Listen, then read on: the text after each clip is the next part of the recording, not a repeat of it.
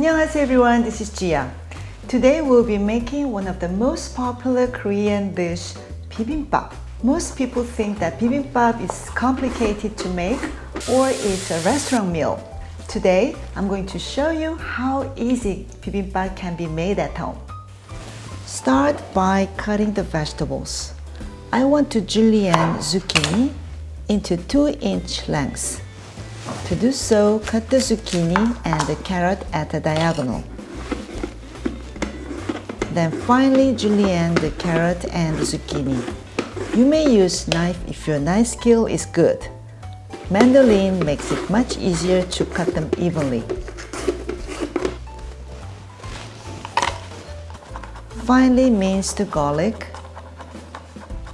And in a small bowl, combine soy sauce, brown sugar, minced garlic, ground black pepper, and honey. Mix it well. This is a marinade sauce for the beef. If you want to make it vegan, you may substitute beef to shiitake mushroom. I'm going to add a little bit of beef to my bibimbap. I'm using beef sirloin. You may substitute beef sirloin to ground beef or pork. Julienne the beef and add to the marinade and mix. Make sure to mix the beef with the sauce well until the meat absorbs the sauce. I'm going to set this aside for 10 minutes. Now, I'm going to cook all the ingredients using one pan. Add 1 teaspoon of vegetable oil to the pan and make fried eggs. While sunny side up is common for bibimbap, you can make them per your preference. Transfer the egg to the plate.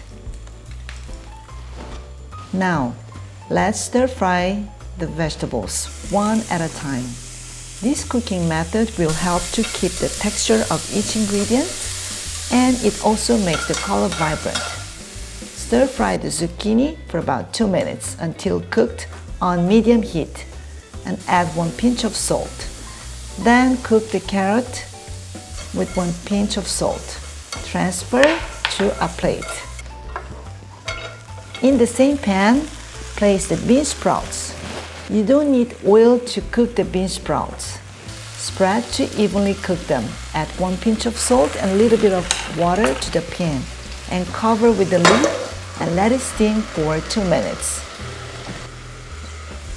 Turn off the heat and drizzle sesame oil. Yum! The bean sprouts look crunchy. Transfer to the plate. Then add the marinated beef to the hot pan. Again, you don't need to add oil when cooking the meat. Higher the heat a little bit if you want smoked flavor on your meat.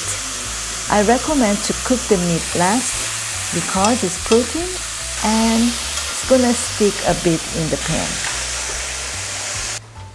Let's make a sauce for bibimbap.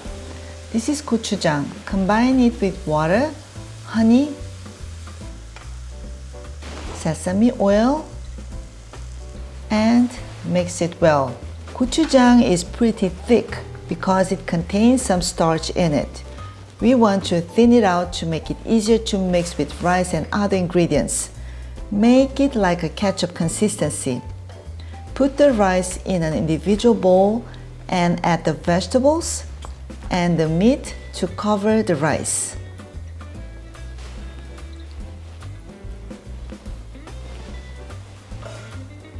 And add the egg on the top of the rice. You may serve the bibimbap sauce at the side.